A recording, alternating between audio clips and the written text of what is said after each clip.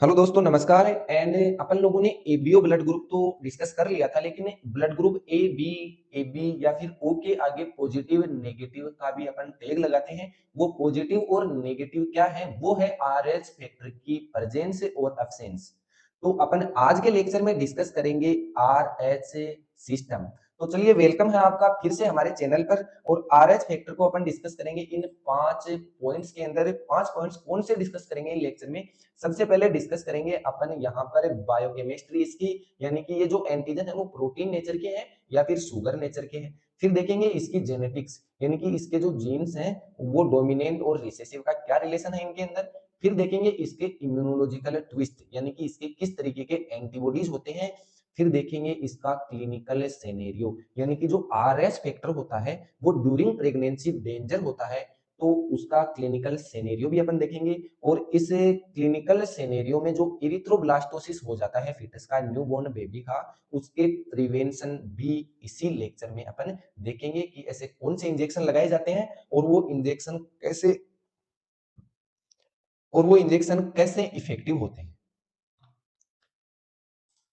तो सबसे पहले अपन डिस्कस करते हैं कि बायोकेमिस्ट्री, यानी कि अपन लोगों ने देखा था कि आरबीसी की सरफेस पर कुछ शुगर के मॉलिक्यूल्स थे। उनको अपन आइडेंटिफाई करके, हमारी बॉडी आइडेंटिफाई करके ये डिसाइड कर रही थी कि हमारा ब्लड ग्रुप क्या है। लेकिन आरएच फैक्टर के अंदर यहाँ पर क्या है कि एक आरएच एंटीजन होता है जिसको अपन एंटीजन डी भी बोल सकते हैं, यानी कि आरएच बोलो या फिर डी एंटीजन बोलो, एक ही बात है यहाँ पर। तो ये जो आर एच या फिर डी एंटीजन होता है, ये शुगर का मोलिक्यूल नहीं है। ये आरबीसी की मेम्ब्रेन में पाई जाने वाली एक ट्रांस मेम्ब्रेन प्रोटीन है। और इस तरीके की बहुत सारी प्रोटीन्स जो हैं वो आरबीसी की सरफेस पर पाई जाती हैं, जो आयंस को ट्रांसपोर्ट करती हैं टिश्यूज तक और हार्मोन वगैरह को ट्रांसपोर्ट करती रहती है, यानी कि ये कैरियर प्रोटीन्स हैं। तो एक प्रोटीन होती है डी प्रोटीन, इसकी प्रेजेंट और एब्सेंट, यानी कि ये प्रेजेंट है तो आर एच पॉजिटिव है, और ये एब्सेंट है तो आर एच नेगेटिव है। और ये क्या करता है? ये एक ऐसा प्रोटीन है कि ये इम्यूनोजेनिक है, यानी कि ये प्रोटीन वाला आरबीसी, यानी कि आर एच पॉजिटिव वाली आरबीसी आर एच नेगेटिव यहाँ पर पर्सन के अंदर एंटर होगी, तो वो एक स्ट्रॉन्ग इम्यून रेस्पॉन्स को ट्रिगर करेगी।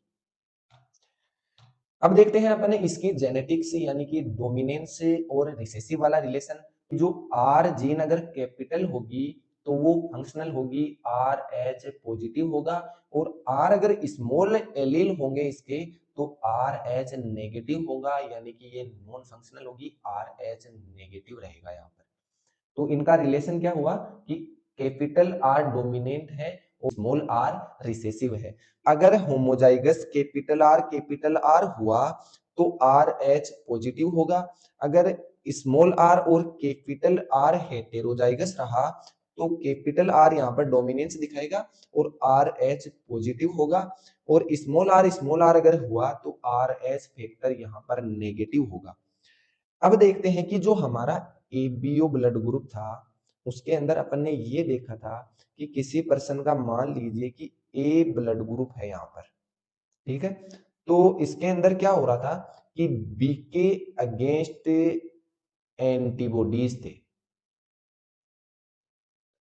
और अगर कोई पर्सन का बी ब्लड ग्रुप था यहाँ पर, तो उसके अंदर क्या हो रहा था कि ए के अगेंस्ट एंटीबॉडीज थे। और ये एंटीबॉडीज जो देख रहे थे अपन ए और बी के अगेंस्ट, वो आईजीएम टाइप के हो रहे थे।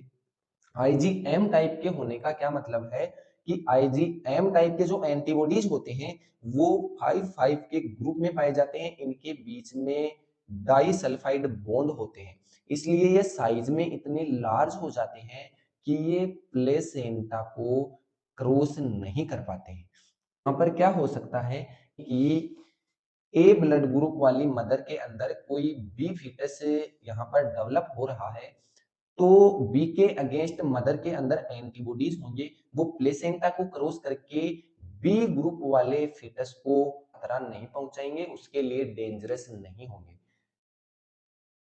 आरएच फैक्टर में यहाँ पर क्या है कि कोई मदर है और उसके अंदर आर एच पॉजिटिव कोई फीटस है, और मदर अगर RH नेगेटिव है तो मदर के अंदर क्या होंगे, RH के अगेंस्ट एंटीबॉडीज होंगे और ये एंटीबॉडीज क्या करेंगे, प्लेसेंटा को क्रॉस कर जाएंगे और जो फीटस डेवलप हो रहा है RH पॉजिटिव वाला, उसकी आरबीसी को अटैक करके डिस्ट्रॉय कर देंगे। अब ये प्लेसेंटा को क्रॉस क्यों कर पा रहे हैं, क्योंकि ये आईजीजी टाइप के होते हैं और आईजीजी टाइप के एंटीबॉडीज क्या होते हैं, साइज के अंदर स्मॉल होते हैं क्योंकि ये मोनोमर्स के यहाँ पर स्ट्रक्चर में पाए जाते हैं और मोनोमर्स जो है वो साइज में स्मॉल होंगे, तो ये प्लेसेंटा को क्रॉस करके जो फीटस डेवलप हो रहा है उसके लिए डेंजर होंगे, उसके लिए टॉक्सिक होंगे। फिर देखते हैं अपन इसका इम्यूनोग्लोबिन ट्विस्ट, वही चीज जो पिछली स्लाइड में देखी कि एबीओ एंटीबॉडीज एंटी ए और एंटी बी, एबीओ एंटीबॉडीज यानी ए के अगेंस्ट वाले एंटीबॉडीज और बी के अगेंस्ट वाले एंटीबॉडीज जो थे वो आईजीएम टाइप के होते हैं और ये आईजीएम एंटीबॉडीज है वो लार्ज होते हैं क्योंकि ये 5-5 के ग्रुप में साथ पाए जाते हैं, डाइसल्फाइड बॉन्ड होते हैं इनके बीच में और ये प्लेसेंटा को क्रॉस नहीं कर पाते लार्ज होने के कारण।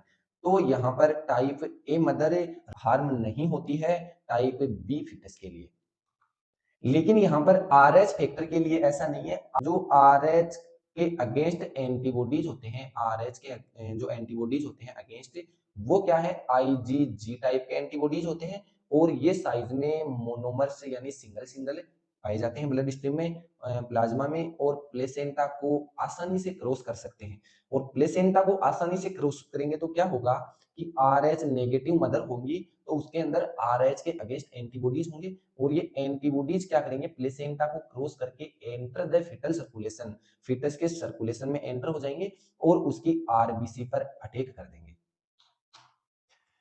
अब देखते हैं अपन यहाँ पर कि ये कैसे काम करता है कि RH पॉजिटिव यहाँ पर फादर है और RH नेगेटिव मदर है, लेकिन अगर फीटस RH नेगेटिव हुआ तो यहाँ पर मदर जो है वो डेंजरस नहीं होगी उस फीटस के लिए, लेकिन अगर RH पॉजिटिव हुआ, RH जो मदर है वो RH पॉजिटिव फीटस को डेवलप कर रही है, उसके यूट्रस में RH पॉजिटिव जो फीटस है वो डेवलप हो रहा है, बर्थिंग के टाइम पर प्लेसेंटा डिटेचमेंट के कारण कुछ आरबीसी जो है वो मदर के ब्लड स्ट्रीम में एंटर कर जाएंगी और उसकी वजह से मदर का इम्यून सिस्टम जो है वो रेस्पॉन्स करेगा और RH पॉजिटिव के अगेंस्ट एंटीबॉडीज यहाँ पर बनाएगा और फिर ये हमारी जो मेमोरी बी सेल्स है ये इसको लर्न कर लेगी, हमेशा के लिए RH पॉजिटिव के अगेंस्ट एंटीबॉडीज बनाकर रखेगी during second pregnancy of RH positive fetus. दोबारा से अगर RH पॉजिटिव फीटस से यहाँ पर प्रेगनेंसी हुई, ये एंटीबॉडीज प्लेसेंटा को क्रॉस कर देंगी और क्रॉस कर कर फीटस के ऊपर अटैक कर देंगी, फीटस के लिए डेंजरस होगा ये बहुत ज्यादा, यानी कि ब्रेन को डैमेज कर सकती है, जॉइंटिस हो सकता है, ऑर्गन फेलियर हो सकता है, इरिथ्रोब्लास्टोसिस हो सकता है। वो कैसे कि इसका क्लिनिकल सिनेरियो क्या है कि haemolytic disease of new born babies के अंदर होता है ये RH फैक्टर के कारण, और ये कैसे होता है कि मदर क्या है RH नेगेटिव है, उसके अंदर दोनों एलील रिसेसिव होने की वजह से उसकी आरबीसी की सरफेस पे वो प्रोटीन नहीं है इसलिए वो RH नेगेटिव है और फादर यहाँ पर RH पॉजिटिव है, तो यहाँ पर फीटस RH पॉजिटिव हो सकता है। अगर नेगेटिव हुआ तो कोई दिक्कत नहीं है, लेकिन अगर पॉजिटिव हुआ तो यहाँ पर दिक्कत है।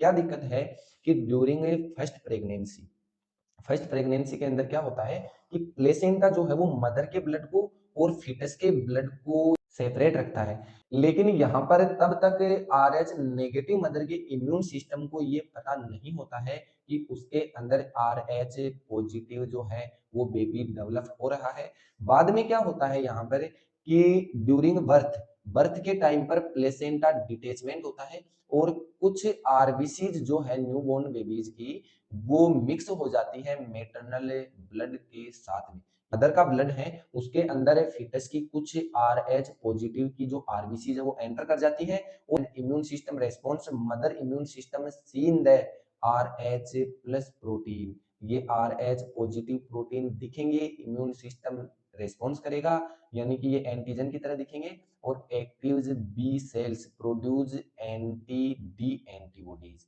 यानी कि ये प्रोड्यूस करेगी एंटी डी एंटीबॉडीज और ये क्या करेंगी, हमारी बी सेल्स है मेमोरी कर लेगी इस चीज को। और ड्यूरिंग सेकंड प्रेगनेंसी यहाँ पर अटैक होगा। कैसे होगा अटैक, कि इम्यून सिस्टम के अंदर बी सेल्स को ये पता है, उसने आर एच पॉजिटिव के अगेंस्ट एंटीबॉडीज बनाना सीख लिया है कि ऐसा भी कोई फॉरेन पैथोजन हो सकता है, recognise the R H antigen immediately.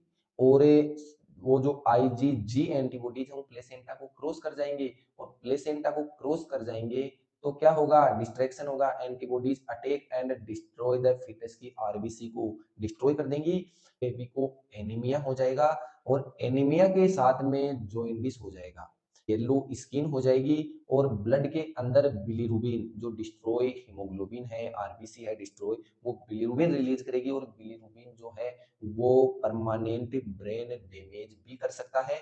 और इरिथ्रोब्लास्टोसिस यहाँ पर होगा, यानी कि सर्कुलेशन के अंदर एमेच्योर आरबीसी जो है वो इंक्रीज हो जाएंगी, क्योंकि जो आरबीसी थी मेच्योर वो डिस्ट्रॉय हो गई, तो जो फीटस का लीवर है और स्प्लीन है वो नई नई आरबीसी प्रोड्यूस करेगा, और जिसको अपन बोलेंगे यहाँ पर इरिथ्रोब्लास्ट।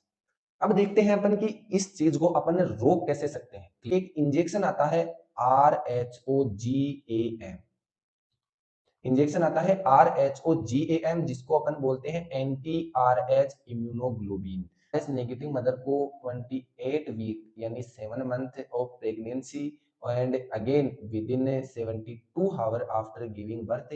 मैकेनिज्म क्या होगा इसका, कि RHOGAM इंजेक्शन के अंदर क्या होते हैं कि ये डी एंटीबॉडीज होते हैं, RH एंटीबॉडीज होते हैं जो अगेंस्ट होते हैं RH फैक्टर के। ये आर्टिफिशियल एंटीबॉडीज होते हैं इस इंजेक्शन में, और ये इंजेक्ट किए जाते हैं। These injected antibodies seek out and destroy any fetal RBCs, RH positive RBCs entered the mother's blood before her own immune system has a chance to see them। यानी कि ये इंजेक्ट इसलिए किए जाते हैं कि फर्स्ट प्रेगनेंसी के अंदर कुछ आरबीसीज अगर मदर के ब्लड स्ट्रीम में एंटर कर गई हैं तो उनको ये डिस्ट्रॉय कर देंगी, और मदर के जो इम्यून सिस्टम है उसको यहाँ पर अनवेयर रखेंगी कि हमारे अंदर, हमारे ब्लड के अंदर कुछ ऐसे पैथोजेंस भी आए थे, ऐसी आरबीसीज भी आई थी जिनके ऊपर आर एच पॉजिटिव एंटीजन थे। Mother's immune system never get activate, जिससे मदर का इम्यून सिस्टम एक्टिवेट नहीं होगा, और during second birth pregnancy RH positive fetus के लिए यहाँ पर मदर जो है वो हार्म नहीं होगी, उसके ब्लड के अंदर ऐसे कोई एंटीबॉडीज नहीं होंगे जो बेबी के लिए टॉक्सिक होंगे। ये इस तरीके से इंजेक्शन काम करता है। फर्स्ट जो इंजेक्शन है वो लगता है 28 वीक के बाद में, और बाद वाला इंजेक्शन लगता है आफ्टर बर्थ 72 आवर। और ये इंजेक्शन क्या कर रहा है, फिर से मैं आपको बता देता हूं कि RH पॉजिटिव के अगेंस्ट, RH पॉजिटिव के अगेंस्ट आर्टिफिशियल एंटीबॉडीज होती है। ये एंटीबॉडीज मदर के अंदर इंजेक्ट कर दिए जाते हैं, क्यों, क्योंकि जब प्लेसेंटा डिटेच होगा तो कुछ RH पॉजिटिव आरबीसीज मदर के ब्लड स्ट्रीम में एंटर होगी, उन आरबीसीज को ये आर्टिफिशियल एंटीबॉडीज हैं वो डिस्ट्रॉय कर देंगे, और मदर के इम्यून सिस्टम को ये मेमोरी नहीं होने देंगे कि वो RH पॉजिटिव के अगेंस्ट एंटीबॉडीज बनाए, एंड ड्यूरिंग सेकंड प्रेगनेंसी वो हार्म नहीं होगा उस बच्चे के लिए। तो ये था हमारा RH फैक्टर का कॉन्सेप्ट, और मिलते हैं नए लेक्चर में नए टॉपिक के साथ में, तब तक के लिए धन्यवाद, थैंक यू सो मच।